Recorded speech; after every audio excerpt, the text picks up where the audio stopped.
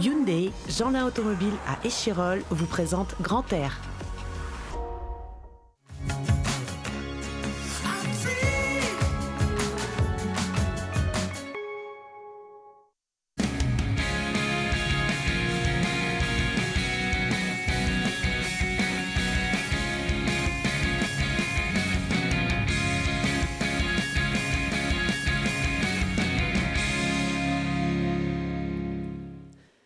Respirez à fond, c'est Grand Air, le magazine de la montagne et des sports de pleine nature de Télé Grenoble. Aujourd'hui, on vous emmène dans la réserve naturelle des Hauts de Chartreuse, un endroit où la nature est préservée mais pas sanctuarisée, puisque cet espace immense aux portes de Grenoble est un formidable terrain de jeu pour de nombreuses activités de montagne. Et pour découvrir ce site particulier, on va quitter notre plateau pour celui des Hauts-de-Chartreuse avec la diffusion dans quelques minutes du film La nature en partage, réalisé par Thibaut et Clara Lacombe. Et pour en parler, j'ai à mes côtés deux des acteurs de ce film et de cette réserve. Suzanne Forêt, bonjour. Bonjour. Vous êtes la conservatrice de la réserve naturelle des Hauts-de-Chartreuse. Et puis à côté de vous, Patrick Gardet, garde technicien de cette réserve. Bonjour. Bonjour. On a, je crois, Suzanne, 66% de l'effectif qui gère cette réserve. Oui, il nous manque encore un collègue et l'équipe est au complet. Bon, petite équipe, mais qui est très motivée. Qui est très motivée et qui règne sur un espace immense entre l'Isère et la Savoie. À quoi ça sert une réserve naturelle ? Alors, c'est un choix de société pour protéger un territoire, en fait, à un moment donné, sur le long terme, pour que tout le monde puisse en profiter pendant très longtemps. Donc, ça sert à protéger la faune et la flore et les habitats, de manière que les activités humaines qui s'y exercent restent compatibles avec la protection des enjeux, en fait, environnementaux de ce site. Alors, celle de Chartreuse, elle a plus de 40 ans, c'est ça, elle a été créée à la fin des années 70 ? Alors non, en fait, les premières démarches ont commencé là-dedans, mais elle n'est créée que depuis 1997, 1er octobre 1997. On a passé les 20 ans il n'y a pas longtemps. Une vingtaine d'années. Alors, c'est un espace, je disais, immense, plus de 4000 hectares ouais. qui s'étend entre Grenoble et Chambéry. On le voit sur cette carte, c'est ce long ruban qui fait une vingtaine de kilomètres de long. C'est ça, c'est un grand vaisseau de pierre de 20 km de long, 3-4 de large, qui surplombe la vallée du Grésivaudan. Donc en fait, la caractéristique de cette réserve, c'est qu'on a la partie haute, les falaises et également une partie des flancs. À la différence en fait de la réserve du Vercors, qui est la plus grande réserve naturelle de métropole, 17 000 hectares, qui elle a la partie uniquement en partie haute, mais pas les falaises. Donc nous, on a bien les falaises. On va de la Dent de Crolles jusqu'au mont Granier. À qui elle appartient, Patrick, cette réserve ? Elle appartient à personne et à tout le monde à la fois. À tout le monde, la réserve naturelle, le but, c'est de défendre l'intérêt général de la protection de la nature. Donc derrière tout ça, ça veut dire que tout le monde en est responsable. Il y a une réglementation justement pour garantir ce patrimoine exceptionnel sur le long terme. Donc le fait de respecter la réglementation, c'est ce qu'on dit souvent aux gens, c'est une façon aussi de se l'approprier finalement, cette réserve. C'est aussi un endroit particulier parce qu'il n'y a aucun accès routier, même un chemin carrossable pour monter sur le site. Alors tout à fait, en fait, elle n'est pas accessible en véhicule motorisé. C'est d'ailleurs aussi pour ça qu'elle a été créée contre en fait un projet touristique de station de neige. Et donc du coup, à l'époque, les associations de protection de la nature comme la FRAPNA se sont dit c'est pas possible que ce site devienne une station et qu'il soit détruit avec des voitures qui soient amenées là-haut. Donc tout a démarré de là. Je complète aussi le propos de la propriété. Alors c'est vrai que en fait la réserve elle appartient aussi à plein de propriétaires privés et publics. Et ça c'est aussi important à savoir. En fait chaque fois qu'on se balade sur la réserve, on est chez quelqu'un. On est chez quelqu'un. Ouais. Bon, même si dans l'esprit de ceux qui la pratiquent, j'imagine qu'effectivement ça fait partie du bien on commun et qu'on a l'impression d'être aussi un peu chez nous. Mais c'est important de préciser qu'il y a des propriétaires terriens privés et que ça peut parfois d'ailleurs poser certains problèmes, j'imagine, en France, de cohabitation. Dans d'autres pays, en fait, le fait de créer une réserve naturelle ne crée pas d'acquisition foncière particulière de l'État. On peut leur imposer à ces propriétaires privés. Voilà, donc c'est une réglementation pour la protection de la nature qui se surimpose au droit commun foncier. Alors, vous l'évoquez, Patrick, il y a aussi un règlement justement pour préserver cet espace naturel. C'est quoi votre job? C'est de faire respecter la loi de la réserve? Alors, pas seulement, oui, c'est un des fondamentaux, mais il y a, on va dire, il y a trois grandes missions qu'on fait vivre sur le terrain. C'est celle de faire respecter la réglementation, vous l'avez dit, mais derrière, il y a énormément de sensibilisation et de prévention. Le but, c'est avant tout que les gens comprennent pourquoi il faut respecter la réglementation, puisqu'on est un nombre de gardes quand même limité. Donc voilà, il n'y a pas un garde derrière chaque rocher ou chaque arbre. Donc le but, c'est vraiment que les gens comprennent le pourquoi de la réglementation. Sur des cas compliqués, on est amené à la faire appliquer, effectivement. Et puis, il y a un troisième volet qui est important, c'est la connaissance. Donc, on passe aussi beaucoup de temps à étudier, à faire des suivis des espèces floristiques, faunistiques, de l'inventaire du patrimoine géologique. Le but, c'est aussi de connaître pour mieux protéger. Donc, il y a vraiment ces trois volets, réglementation, sensibilisation, connaissance. On n'a pas le droit de cueillir des plantes, de faire du feu, de jeter évidemment des déchets par terre ou de se balader avec son chien. Ça vous arrive de verbaliser des pratiquants, des randonneurs? Oui, ça peut arriver, mais par rapport à la fréquentation qui est très importante dans nos Alpes du Nord, on a finalement peu d'infractions à constater, mais effectivement, parfois, on est amené à verbaliser, ça peut arriver. Alors même dans des endroits comme ça, Suzanne, il peut y avoir des incivilités. Il y a quelques jours, en Chartreuse, pas sur le périmètre de la réserve, mais sur la Grande Sûre, il y a eu un tag demande en mariage. Alors ça peut paraître sympa comme initiative, tout en rose, veux-tu m'épouser? C'est sur les contreforts au-dessus de Voiron, là, le sommet qui domine la plaine de Voiron. Mais ça peut aussi avoir un impact. Et oui, hélas, c'est sûrement une bonne idée dans la tête de la personne qui a fait ça, mais malheureusement, en fait, ça impacte durablement le milieu. Donc, parce qu'après, le tag, il faut l'enlever, et donc c'est compliqué d'accéder là-bas et de l'enlever sans altérer en fait le milieu. Donc, c'est pas forcément une bonne idée. Il aurait mieux fait de faire un courrier d'amour à sa douce plutôt. Donc, il y aura une procédure qui sera engagée en fait. Combien on prend si on se fait surprendre en train de taguer dans la réserve? Alors tout dépend des infractions. Là, on est. Alors bon, là, il se trouve que c'est pas en réserve naturelle, mais le même cas de figure, ça va être une modification de l'état. Donc ça va aller au tribunal et c'est le juge qui décide. Pour des infractions entre guillemets un peu moins importantes, ça va être par exemple un chien en réserve naturelle, ça va être une amende forfaitaire. Donc de 68 € si c'est un cas simple, s'il n'y a pas de dérangement de la faune à côté, etc. Donc chaque cas d'infraction est unique et dépend aussi de notre analyse de la situation, on va dire. Les promeneurs, les randonneurs, les pratiquants sont au courant de cette réglementation ou beaucoup la découvrent peut-être quand vous les interpellez? En fait, quand on les interpelle, 95% des gens sont au courant. Ils ont testé. Voilà, ils ont joué, ils ont un peu perdu, quoi. C'est un peu dommage, mais c'est souvent, en fait, on a pas mal de locaux qui sont, malheureusement... Et puis, il est important de préciser qu'il y a une signalétique réglementaire qui répond à une charte graphique qui est la même dans toutes les réserves naturelles de France. Donc, chaque entrée de sentier balisée est signalée par un panneau au moment où on approche de la réserve au niveau des parkings, puis quand on rentre dans la réserve. Donc il y a quand même des moyens de prévention importants. Il y a aussi évidemment un site internet avec beaucoup d'informations sur la réglementation telle qu'elle doit s'appliquer, et puis les fondements, les explications. Toujours importante. Réglementation stricte, vous l'avez dit, et pour autant on peut chasser dans une réserve naturelle, notamment dans celle des Hautes-Chartreux. Ça peut paraître étonnant. Alors oui, en France, en fait, il y a beaucoup de sites en réserve naturelle sur lesquels on peut chasser. Donc sur la réserve naturelle des Hautes-Chartreuses, donc on a quand même 30% qui sont hors chasse, en fait, donc sur lesquels donc toute l'année on ne chasse pas. Donc ces 30%, ils ont été, c'est le décret qui l'impose. Donc on les a mis en lien et en discussion avec les chasseurs. Donc ça a été un travail avec les chasseurs.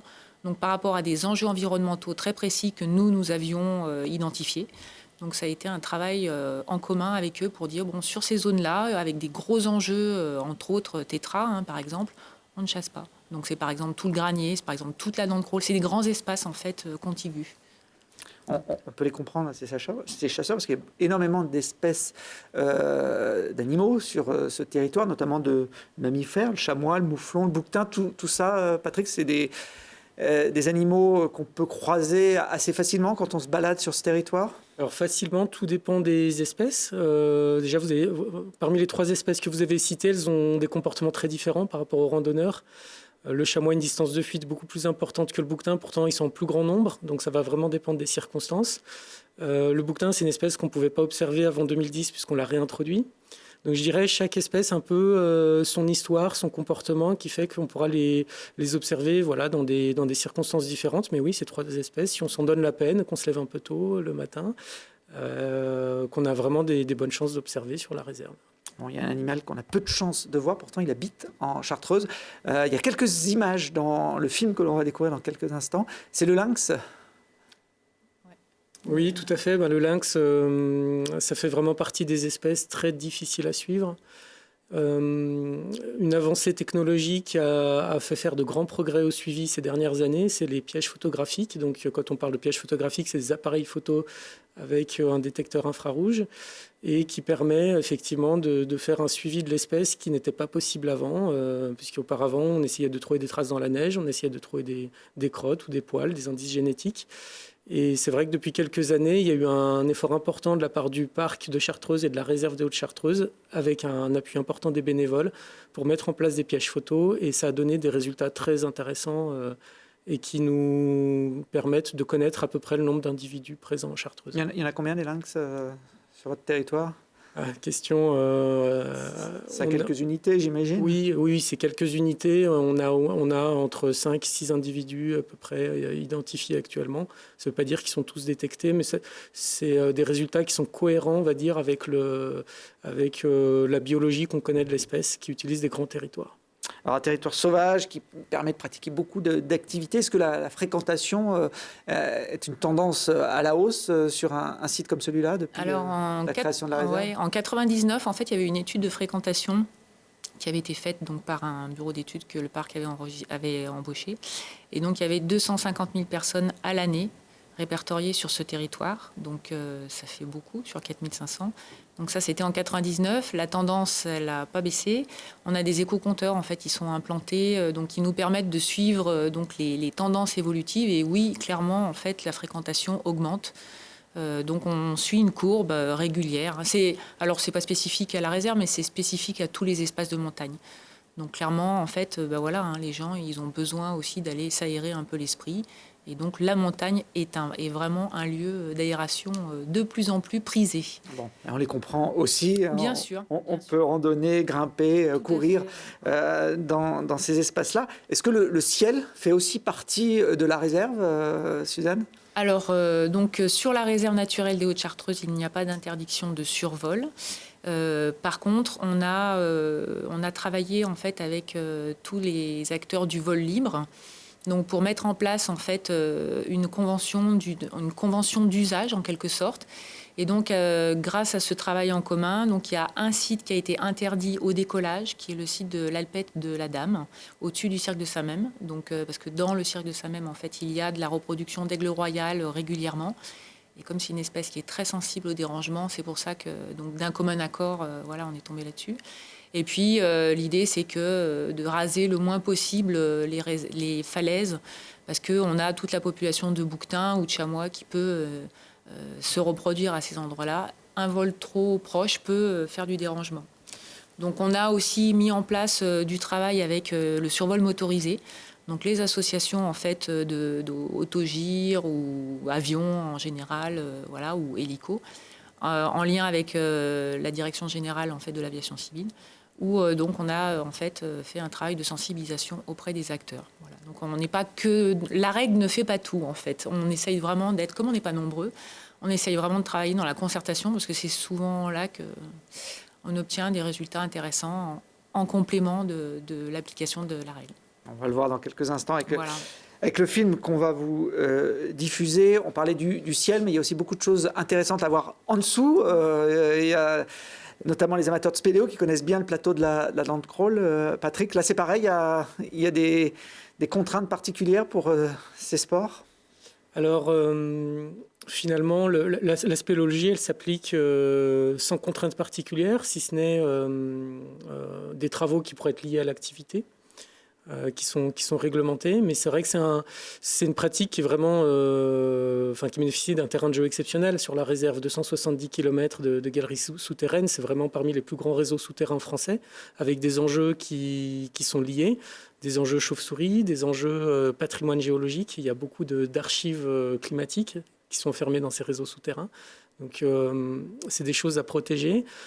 Et donc finalement, ce qui est demandé aux spéléologues, c'est de rester vraiment dans une pratique d'aventure et d'exploration scientifique. Voilà l'esprit de la spéléo qui permet vraiment de... Tel qu'on travaille en fait avec les spéléos en fait. Donc du coup, par exemple, avec 2 clubs avec lesquels on travaille régulièrement, on a mis en place des suivis scientifiques de glaciers souterrains, en fait. Pour l'instant, il n'y en a plus que 2 sur la réserve, qui fondent consciencieusement avec les années. On perd 20 cm chaque année. Eux aussi, souterrains. Ouais. Donc, et ça, ce suivi scientifique, on le partage avec les spéléos.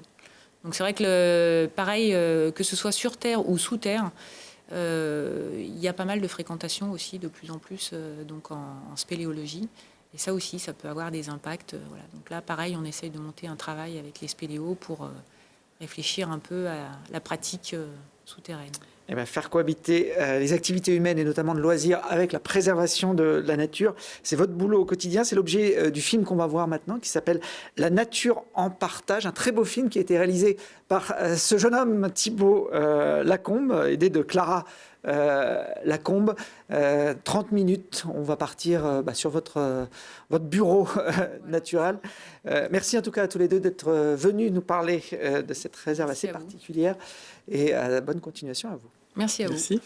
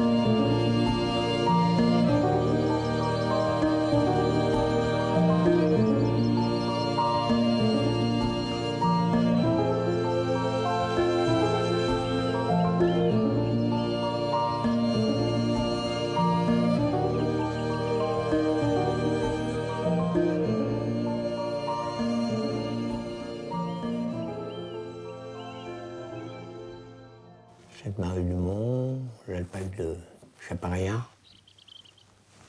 Marcieux. Ouais, c'est tous des alpages que j'ai été quand j'étais jeune. Je suis monté à 3 ans et demi, là, ceux de l'alpage. Et l'année prochaine, ça va faire 70 ans. Encore une année, puis ça fait 70 ans d'alpage.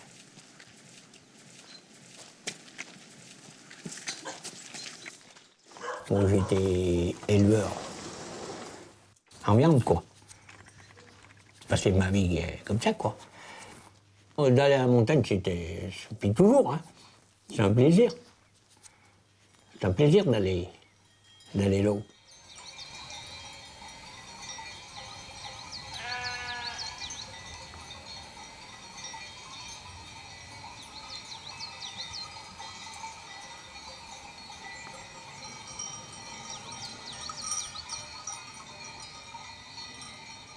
Ça fait plus de 35 ans qu'on met des bêtes ici. Bon, quand on s'occupe de l'alpage, on est un peu chez nous. On n'est pas chez nous, non. Mais bon, on se sent quand même bien, bien ancré sur l'alpage quand même. Alors c'est vrai que aujourd'hui, quand on voit la réserve, il faut imaginer que les paysages qu'on voit aujourd'hui, c'est pas des paysages qui sont naturels, entre guillemets, en fait. C'est tous des paysages qui sont hérités de la main de l'homme. Donc les alpages, c'est, entre guillemets, artificiel, parce que c'est l'homme qui les a faits. C'est pas du tout un paysage naturel. Aujourd'hui, si on laisse faire la nature à très grande échelle, hein, donc sur plusieurs centaines d'années, on aurait donc naturellement un espace qui se refermera et qui se reboisera. Mais c'est vraiment à une échelle de plusieurs centaines d'années. Hein.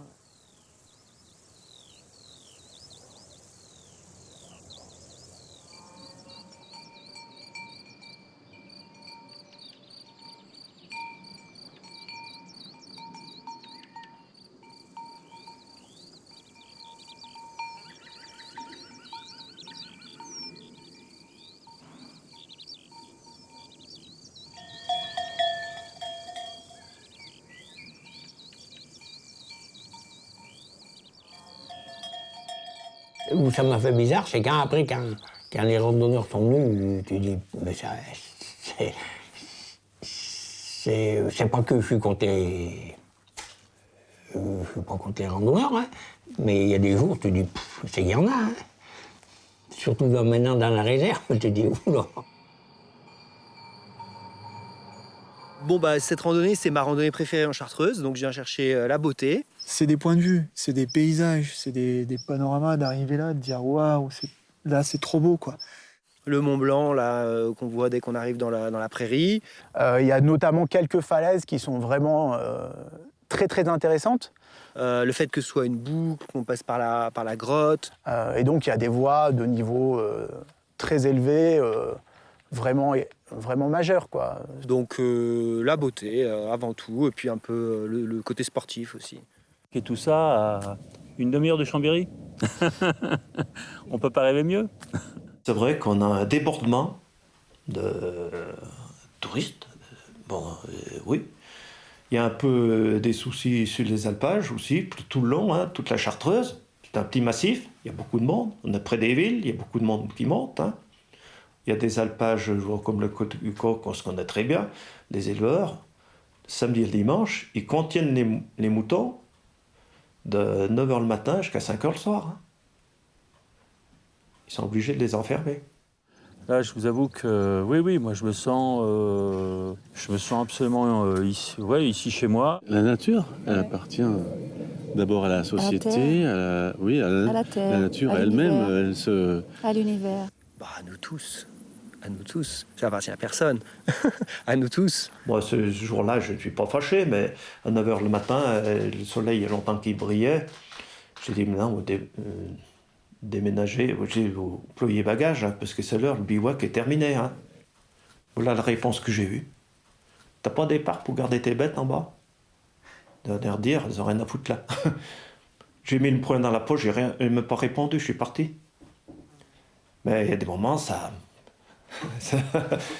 on sait que très tôt, à partir des Gallo-Romains, certainement, c'est eux qui ont mis en place ce système de délimitation des espaces exploités par les bergers dans leur estive, dans leur transhumance. Parce que forcément, chaque propriétaire essayait de grignoter un peu le territoire du voisin. C'est humain, ça.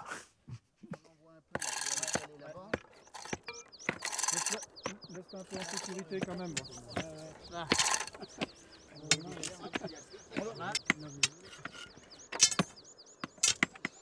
ça y est, on a gagné un petit peu côté français. Aujourd'hui, donc, là, on remet en place donc, les bornes qui séparaient donc, le royaume du Piémont-Sardaigne et la France. Bon, il faut savoir que c'est un alpage privé, un des seuls alpages privés de Chartreuse. Donc aujourd'hui, cet alpage, on a une association pour gérer cet alpage où aujourd'hui on est à peu près 35 propriétaires. Donc vraiment, on se bat aujourd'hui pour conserver tout ça. C'est la qualité de nos forêts, de nos terres, de l'alpage. Puis voilà, que les générations futures puissent encore en profiter. Et il semble bien que, contrairement à ce qu'on pense, que finalement la violence, elle est vraiment apparue, enfin sauf accidentelle, elle est vraiment apparue à partir du néolithique, à partir du moment où il fallait protéger. Protéger un espace, comme je l'ai raconté, mais protéger aussi un bien sous forme de graines ou sous forme de gibier. Hein. Donc il fallait protéger ça des voisins ou d'autres tribus qui circulaient par là. Alors là, on peut parler de petites guerres ou d'un conflit d'usage. Voilà. Il y a longtemps, dans les années 80, il y a eu des projets de construction de stades touristiques au niveau de la partie haute. Comme c'était un endroit où il y avait de la neige, où c'était à peu près plat, à l'époque, il y avait des velléités de créer donc, un stade, de monter en voiture là-haut, puis carrément de faire un stade de ski de fond, en fait. Et c'est les associations de protection de la nature, dont la FRAPNA, qui sont montées au créneau et qui se sont dit, c'est pas possible, il y a un milieu tellement beau là-haut, on va pas faire une station de ski là-haut. Donc ça a bien brassé, et donc les gens finalement se sont dit, bon, allez, bingo, on va tenter la création d'une réserve.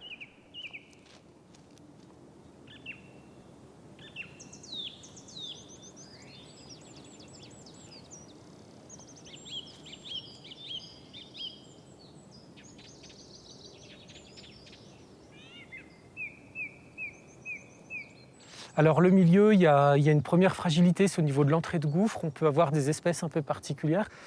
On a notamment la Cystoptéris des montagnes. C'est une petite fougère qui est très rare à l'échelle européenne, qui ici trouve un milieu très favorable, puisque c'est une fougère protégée nationale et qui a une exigence en termes de milieu très particulière. Elle a besoin d'énormément de frais, comme la plupart des fougères, et vraiment beaucoup d'humidité, de l'humidité permanente. Il y a une infinité d'espèces et de milieux. Donc, notre métier, c'est vraiment d'essayer de comprendre la logique du site et puis de le transmettre le mieux possible pour que les gens apprennent à l'aimer. Et puis, quand il y a des débordements, essayer de sensibiliser, de trouver des solutions par la concertation ou parfois par la réglementation quand c'est nécessaire. Si c'est un site qui est classé en réserve naturelle, c'est qu'il y a une énorme diversité en fait. Mais il y a quand même quelques espèces, on va dire, qui sont patrimoniales, qu'on va appeler patrimoniales, parce que les gens les connaissent, elles sont un peu symboliques. Parfois, ça va être des espèces qu'on dit parapluies, c'est-à-dire qu'on sait que quand elles sont là, le reste de l'habitat va bien et qu'il y a d'autres espèces qui existent derrière. C'est notamment le cas du tétralyre qu'on va souvent citer. Après, dans les espèces emblématiques, on a toutes les espèces de montagne un peu classiques, le chamois, le bouquetin qui a été réintroduit en 2010-2011, dont on a beaucoup parlé dans ces années-là, du coup.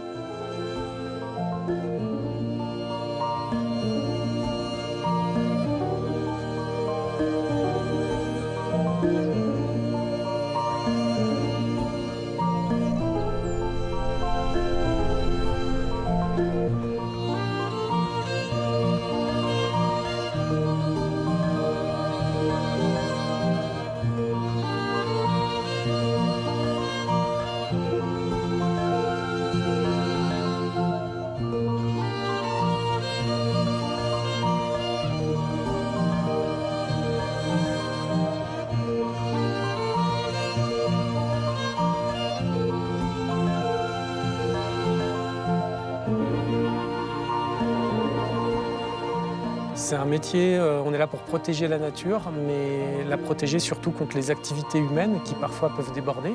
Parfois, elles sont tout à fait compatibles avec la protection de la nature. Donc, on est vraiment des médiateurs, on va dire, entre la nature, et c'est pas facile, parce que la nature, on prétend pas la connaître mieux que les autres. On essaye de la connaître, mais c'est des sites très complexes. On essaye de comprendre tout ça et on essaye effectivement de modérer certaines pratiques quand on sent qu'elles peuvent être impactantes sur un site qui est extraordinaire puisqu'il était classé réserve naturelle nationale. Le but, c'est de les disperser.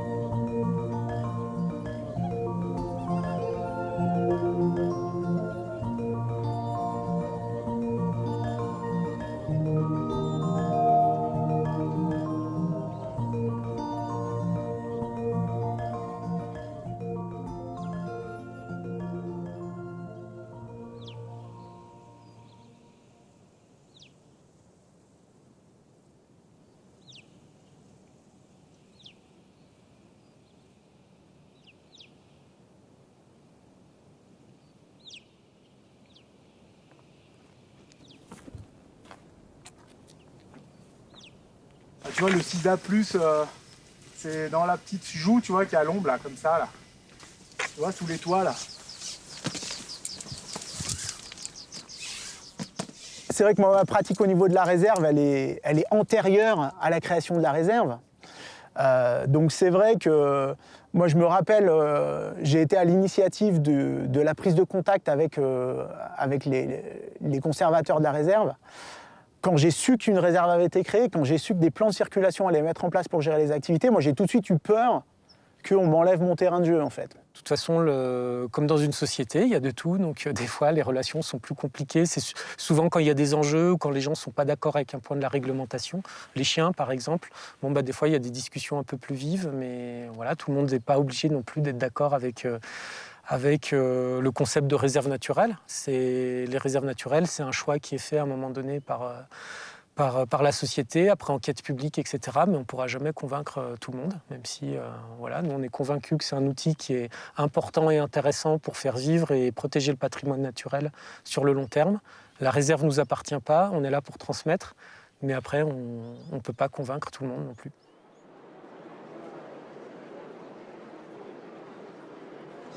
Notre grand-duc au départ des solos. 3, 2, 1, partez!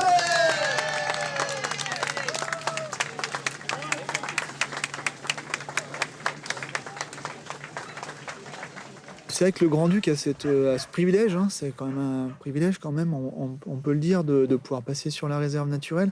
Alors c'est le privilège de l'âge en fait, puisque le Grand-Duc là l'année prochaine va fêter sa 30e édition. Donc c'est une course en fait qui est doyenne aussi dans les trails, puisque c'est un des premiers trails qui était organisé quasiment en France, quoi. Donc et en fait, du coup, le trail du Grand-Duc est plus âgé que la réserve naturelle. Le comité consultatif, c'est une assemblée de 50 personnes qui représentent tous les usagers et qui donnent un avis, et le préfet décide en fait sur la base de cet avis. Donc en disant, voilà, on s'est entendu, on a travaillé ensemble, on vous propose ce projet qui a des pour et des contre, mais on a essayé de trouver le meilleur compromis pour que ça puisse se faire dans le respect et de ce que veut faire le propriétaire et des règles de protection de l'environnement. Dire qu'on n'aimerait pas aller passer à tel endroit et puis en fait, ce qui est demandé, c'est pas possible. Je serais quand même pas honnête de le dire. C'est un outil de protection en premier lieu, mais c'est un outil aussi, c'est un support de vie, donc de vie pour les espèces, mais de vie aussi pour les humains. Donc c'est vraiment un espace multi-usage, comme on dit aujourd'hui. Et c'est d'autant plus prégnant qu'il y a vraiment des activités économiques qui s'y exercent. Il y a des gens qui ont besoin de cet espace pour vivre, pour leur activité. Bah oui, quand je pars travailler, je prends mes chaussures, mon sac à dos, et voilà, je vais en Chartreuse quasiment tout le temps. Après, c'est sûr que je travaille aussi un peu ailleurs, mais je sais pas, c'est 90% de mon temps de travail, donc voilà, c'est mon bureau de travail, c'est ça. Ouais. La forêt elle a une importance économique pour le territoire avant tout, puisque c'est quand même un lieu où il y a beaucoup de monde qui travaille. Donc nous, en tant que gestionnaires qui faisons la gestion courante, mais également tous les bûcherons, les débardeurs, les entreprises de travaux forestiers, les scieurs, puisque c'est l'approvisionnement en matières premières. Après, il y a également tout ce qui ressort de la chasse. Donc ça aussi est une activité qui est importante. Puis le milieu social aussi, c'est un lieu de forte fréquentation. On est proche des bassins de vie, donc de Grenoble, de Lyon, de Chambéry, donc il y a aussi beaucoup de monde. Et pour un ordre de grandeur, en termes d'emploi, quand on sort 300 mètres cubes d'une forêt, c'est un emploi dans la filière forêt-bois. Donc c'est pas négligeable en termes d'emploi, et souvent c'est des emplois locaux qui restent sur le territoire. Les bûcherons, les débardeurs sont du secteur, les scieries qui s'approvisionnent en forêt domaniale sont essentiellement sur la région Rhône-Alpes. Donc ça reste des emplois assez locaux. Un pays, il vit, il y a le tourisme, il y a les gens du pays qui y travaillent, qui y habitent. Donc tout ça, ça fait partie de la vie d'un village et d'une vallée.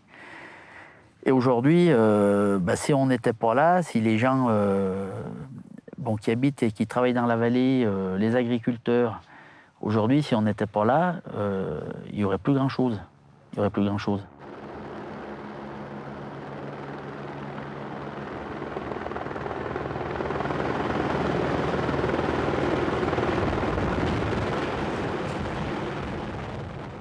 Moi, je pense qu'une piste est nécessaire. C'est une des seules montagnes, on va dire, de toute notre région, Savoie, Haute-Savoie, Isère et Hautes-Alpes, qui n'a pas de piste.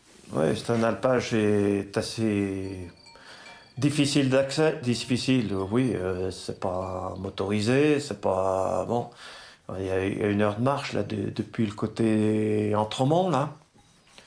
Voilà, parce que c'est escarpé. L'an passé, on a frisé 2 accidents, 2 bêtes s'étaient renversées pour monter, elles avaient beaucoup de mal à monter. Moi, une qui est partie en marche arrière, on a eu la peur de notre vie. Ça a renversé un gars qui nous donnait la main. Et là, c'était bien l'heure, bien le moment de faire quelque chose, hein, parce que ça allait être plus possible. Et ça a été un sujet très délicat pendant longtemps avec les alpagistes, où l'espace de la réserve, on n'accède pas en véhicule motorisé, en fait, aujourd'hui.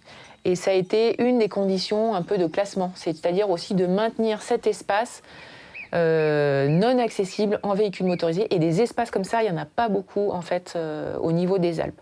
Donc c'est aussi ce qui fait qu'on a conservé sûrement beaucoup de la richesse là-haut.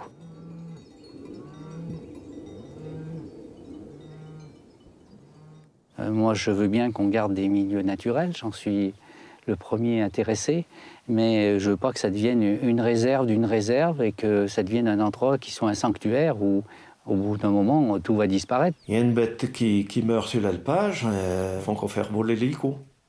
C'est un coup. Ben oui, bon, c'est comme ça, puis ce sera toujours comme ça. C'est vrai que quand c'est mécanisable, c'est mieux. On dérange personne, ça coûte moins cher. Quand on tire un sanglier de 100 kilos, s'il faut le transporter à dos, c'est pratiquement impossible. Donc on a trouvé quand même globalement un compromis en travaillant avec les alpagistes pour vraiment essayer d'améliorer au moins les chemins existants, où les gens de tout temps sont toujours montés avec des bêtes, mais sans véhicule. Donc la demande en fait véhicule, elle est quand même assez récente entre guillemets, quoi, hein. Donc on a trouvé une solution, c'est-à-dire de faire un accès donc bête qui soit vraiment le plus confortable possible. Donc on a travaillé avec le syndicat de l'Alpe justement pour faire donc à l'appel mécanique, hein, pour vraiment faire un sentier régulier avec pas des marches trop grandes, pour que les bêtes puissent monter le plus facilement possible et qu'elles se fatiguent le moins possible et qu'elles se blessent le moins possible à la montée. Mais c'est une réserve naturelle, donc l'objectif c'est aussi de préserver le milieu en l'état. Et le milieu en l'état, il n'est pas accessible en véhicule motorisé.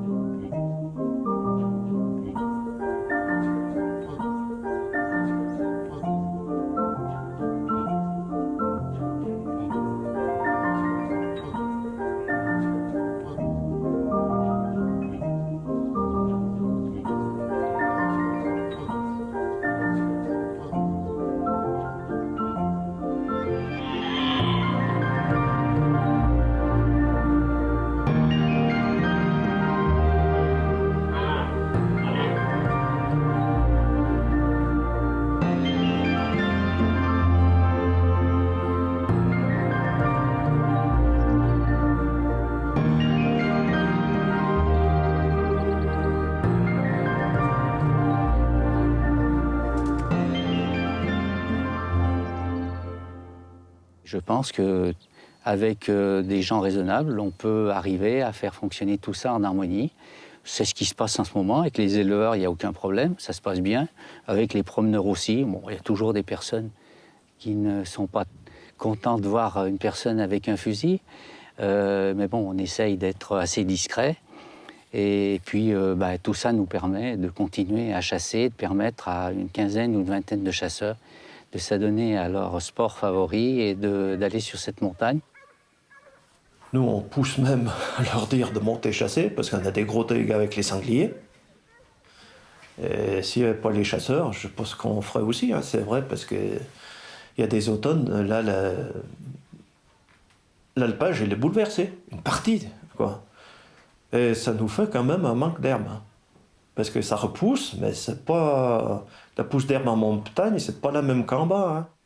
Effectivement, on chasse sur 70% du territoire, selon les règles de chasse nationales. Hein. Il n'y a pas de contraintes spécifiques dues au statut réserve. Hein. C'est des règles nationales qui s'appliquent. Et voilà, après, on peut se poser la question de la chasse dans les réserves naturelles et dans les espaces protégés en France, mais ça, c'est un autre débat.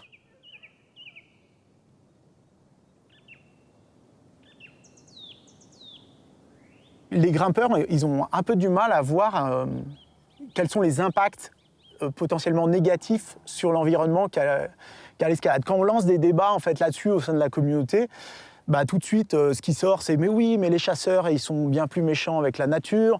Ah, mais regarde, EDF, ils ont fait des travaux pharaoniques dans la vallée de la Romanche. Ah, ben là, ils font une autoroute. Nous on fait rien. En équipant 3 bouts de cailloux, en grattant 4 mousses et en arrachant 3 touffes d'herbe, on ne fait rien du tout à l'échelle de tout ce que les multinationales font de mal à l'environnement. Ah, tout compromis, forcément, amène à des frustrations. Hein. Mais bon, l'homme est là, donc on ne va pas l'enlever. La nature vit très bien sans l'homme, hein, mais l'homme est là et donc il faut faire avec l'homme. Donc on essaye vraiment de trouver au mieux la bonne ligne pour que tout le monde s'y retrouve. Et la nature et l'homme, quoi. Donc dans toutes ces activités.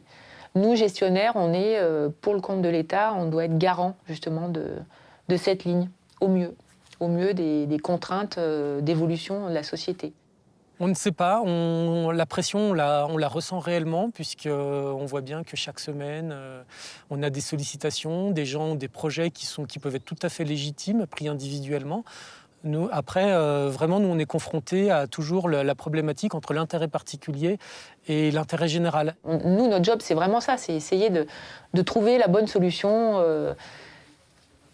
au vu de notre connaissance scientifique et des autres enjeux, parce que souvent les autres acteurs, en fait, ils n'ont pas la perception de tout ce qui se passe autour, en fait.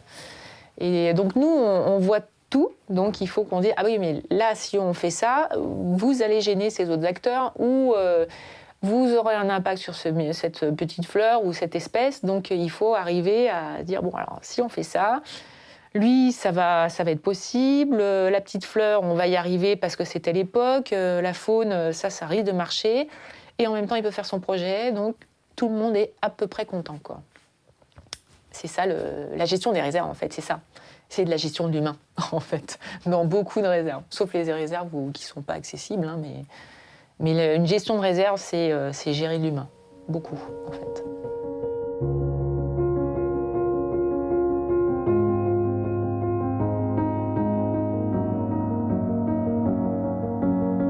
They say it's a matter of time, 1,000 days and the sun won't shine before I come back to you.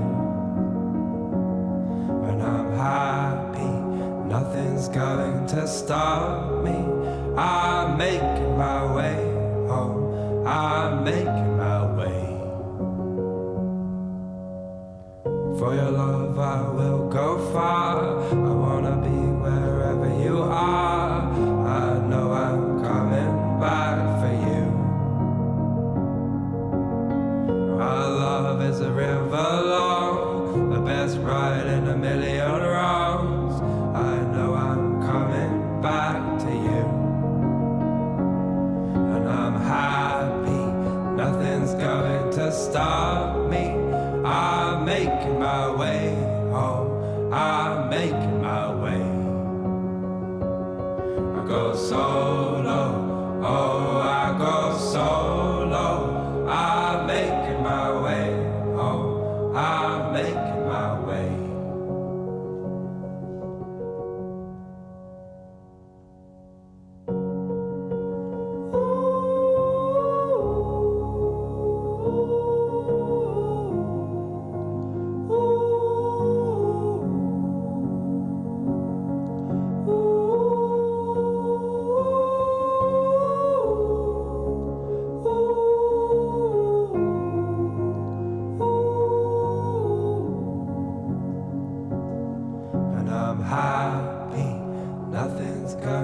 to stop me.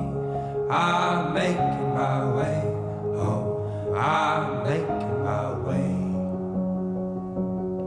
I go solo, oh, I go solo. I'm making my way home. I'm making my way.